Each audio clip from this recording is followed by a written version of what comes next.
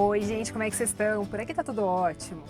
Vou contar pra você que esse daqui já é o terceiro lugar que eu tô tentando sentar pra gravar. Nos outros tinha muito barulho. Eu quase desisti de gravar hoje, mas daí lembrei de um parque aqui mais tranquilo que tinha na Redondeza. Então, só por isso eu acho que esse vídeo já merece um like. Se você ainda não é inscrito também, eu acho que você deve se inscrever, tá? Mas vamos ao nosso assunto, né, gente? Talvez você tenha clicado nesse vídeo aqui porque de alguma forma você tem vontade de falar de Jesus para as pessoas, mas você não consegue, você tem dificuldades. Às vezes você tenta falar, mas aí sai um negócio meio assim artificial. Você não consegue falar com naturalidade, né? E eu vou te contar que, na verdade, há anos atrás, essa pessoa era eu também. Na igreja, eu ouvia muitas vezes, né? Isso há muitos e muitos anos atrás, quando eu era bem novinha, adolescente, assim, as pessoas comentando da importância que tem de a gente falar de Jesus para as pessoas, de compartilhar o amor de Deus. E eu tinha esse desejo no coração, eu entendia dessa necessidade, entendia que é um comando que Jesus nos deixou, mas eu tinha muita dificuldade e às vezes eu me sentia até assim um pouco com peso no coração, sabe? Porque eu ficava pensando assim, puxa, eu nunca consegui trazer ninguém para Jesus, eu nunca fui instrumento nas mãos de Deus para conduzir alguém para conhecer Jesus. E hoje eu entendo que, na verdade, eu compreendia isso de forma equivocada, ou talvez a forma como me foi passada me deixava também com essa impressão. Então, se você é essa pessoa, ou se você conhece alguém assim, esse vídeo aqui é para você. Mas como que tudo isso começou então? Se você bem se lembra, depois que Jesus ressuscitou, ele ficou ainda 40 dias aqui na Terra. E nesse tempo ele estava ali dando instruções, ensinando os seus discípulos. Então chegou o último dia em que Jesus estava entre eles e ele estava já pronto para ir para os céus, para ascender aos céus.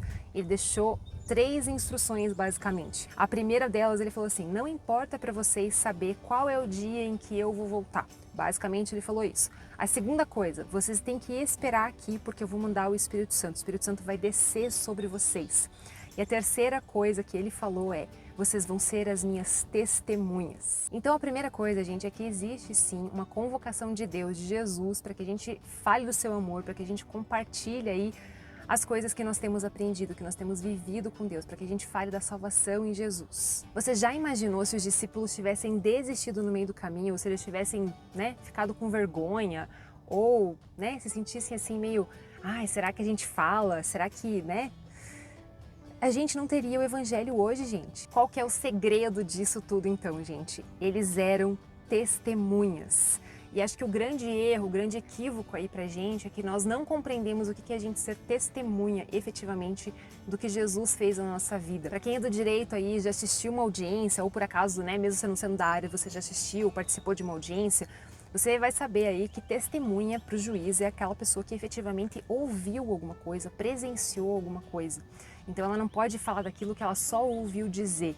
Ela tem que realmente ter participado de alguma forma daquilo que ela está relatando. E na nossa vida cristã, gente, é a mesma coisa. Jesus chamou a gente não para a gente falar para os outros daquilo que a gente ouviu dizer, ou que a gente ouviu alguém experimentar. Depois que eu compreendi isso na minha vida, gente, tudo assim se transformou, sabe? A minha mente se abriu. Nunca mais foi a mesma coisa.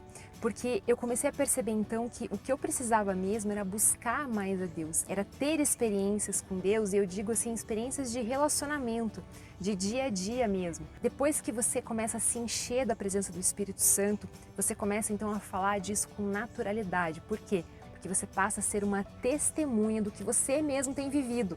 Esse é o segredo. Portanto, então, gente, a chave aqui é a gente se encher da presença de Deus, se encher do Espírito Santo. Isso que é bem legal ali no livro de Atos, porque foi depois, né, Jesus deu aquele passo a passo, então foi depois que o Espírito Santo desceu sobre eles com poder, porque eles ganharam, então, autoridade para falar de Jesus. Então, é claro, eles viveram aquelas experiências com Jesus, eles presenciaram os milagres, tudo o que aconteceu, mas ao mesmo tempo eles precisavam do Espírito Santo para que eles tivessem ousadia para fazer isso. E falando ainda de ousadia, gente, Pedro e João foram muito ousados. Eu gosto demais de ler ali os primeiros capítulos de Atos, porque isso fica muito caracterizado, sabe? Então tem um episódio ali que Pedro e João são presos pelo pessoal do Sinédrio, que eram os mestres da lei ali, as autoridades no local. O Sinédrio era o equivalente a uma corte de justiça judaica. E no final ali eles fizeram um interrogatório e tal, e daí eles pegam e falam pra eles: olha, a partir de agora vocês não vão mais ensinar nada sobre esse Jesus, vocês não vão mais falar do nome dele.